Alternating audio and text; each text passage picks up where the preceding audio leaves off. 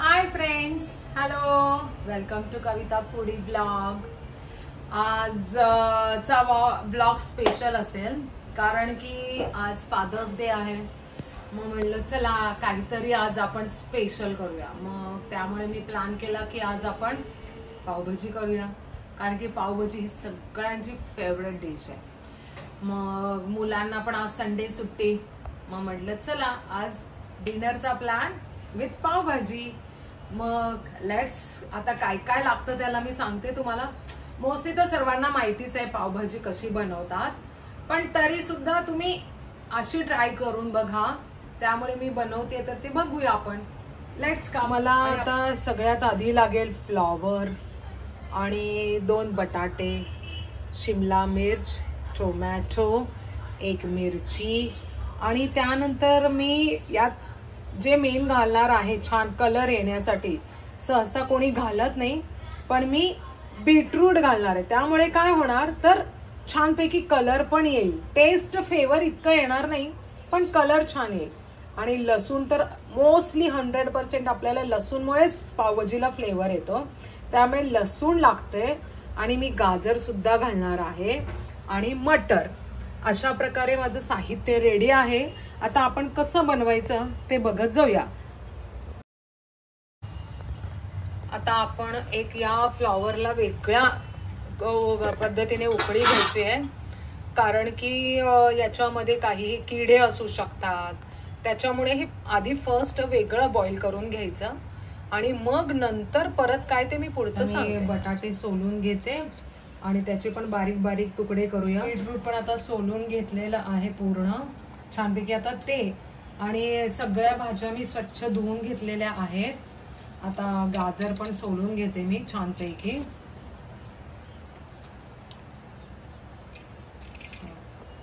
माझा चेहरा नको घेऊ. प्रकारे माझे सगळ्या भाज्या मस्त बारीक चिरून झालेल्या आहेत.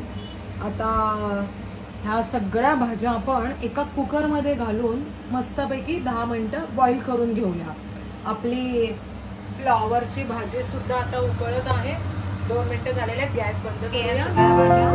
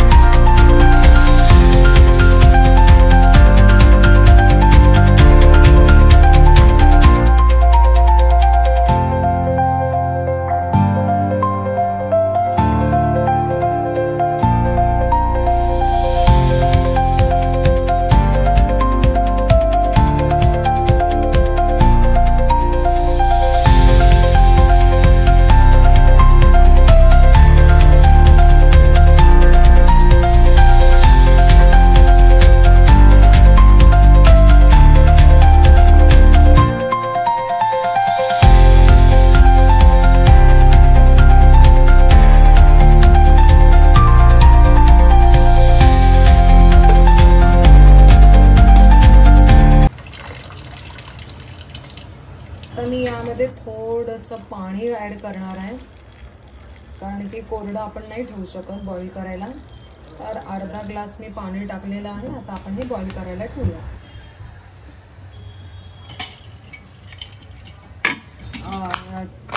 कांदे खूप असे बारीक कापून घ्यायचे,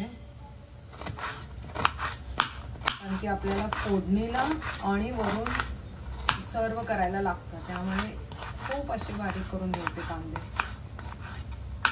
अशा प्रकारे आपले आता 3-4 शिट्ट्या झालेल्या आहेत.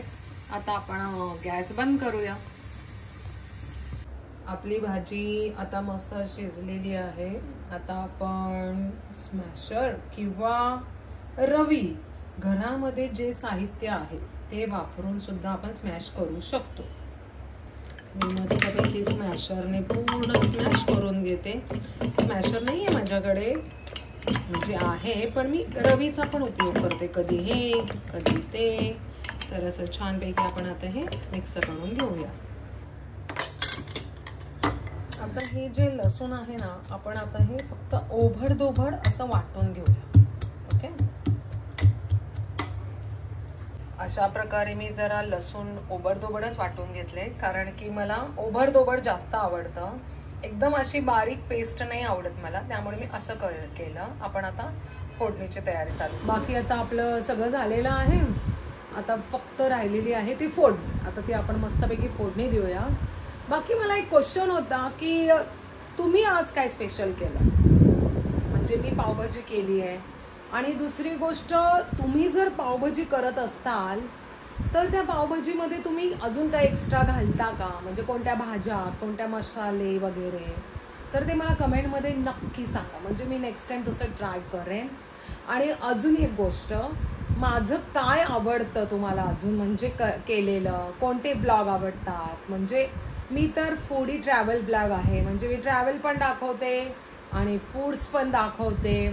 त्यामुळे तुम्हाला अजून काय असं छानपैकी आवडेल मी दाखवायला, म्हणजे काय करू मी, तर ते नक्की कमेंटमध्ये कळवा, जेणेकरून मला अजून काहीतरी करायला मार्ग म्हणजे मिळेल, आयडिया मिळतील मला.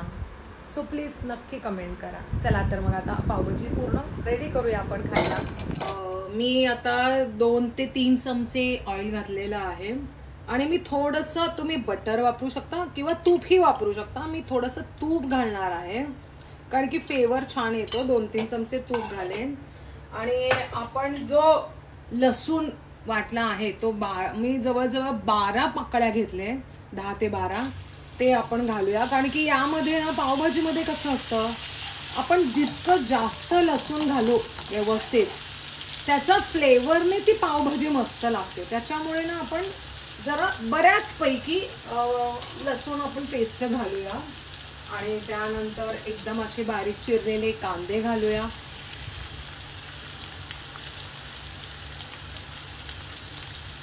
टोमॅटो घालूया. आता हे छानपैकी आपण मस्त शिजवून घेऊया. ते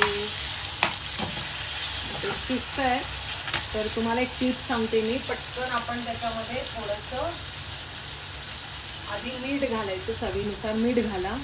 मीठ घातल्यामुळे काय होतं, तर टोमॅटो लवकर म्हणजे असे शिजतात, त्याच्यामुळे मीठ आधी घालायचं पटकन.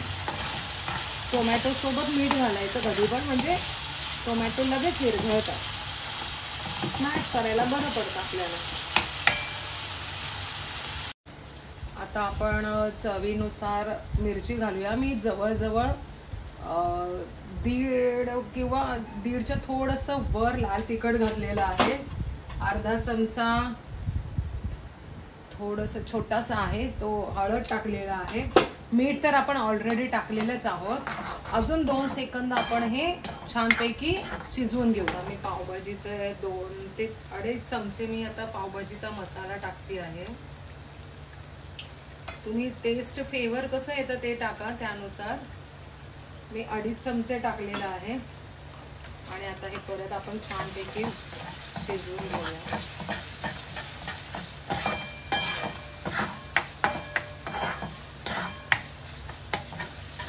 मोस्टली आपली ही भाजी आता छान तयार झालेली आहे. ग्रेव्ही तयार झालेली आहे, भाजी नाही. आता आपण त्याच्यामध्ये जे शिजवून घेतलेलं आहे ते सगळं भाज्या आपण त्याच्यामध्ये मिक्स करूया.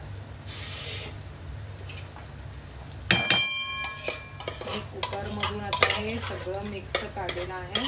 आता हे आपण यामध्ये मिक्स करूया पूर्ण सगळ्या भाज्या.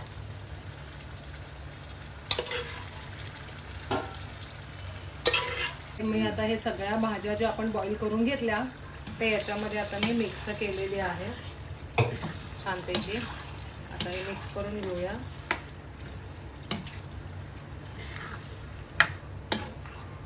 वास पण किती मस्त येतोय.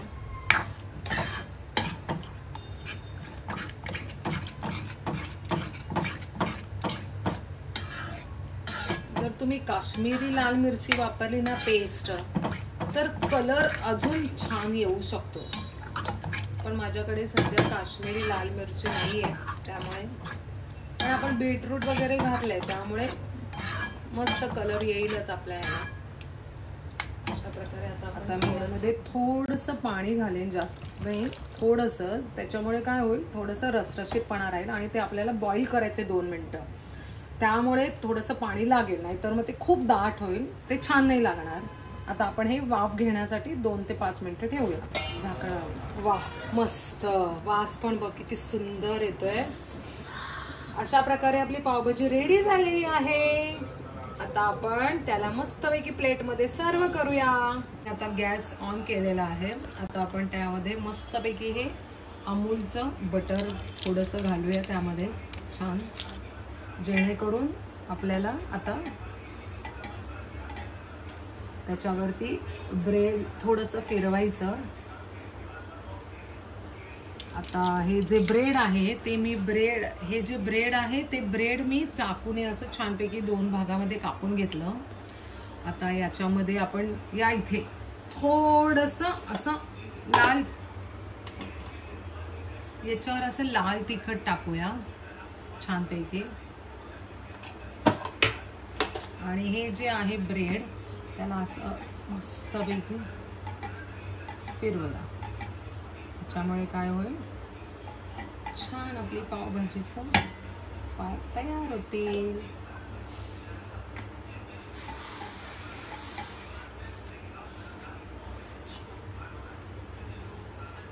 आता मी थोडंसं यामध्ये बटर टाकलेलं आहे आणि अशा प्रकारे आपली पावभाजी रेडी.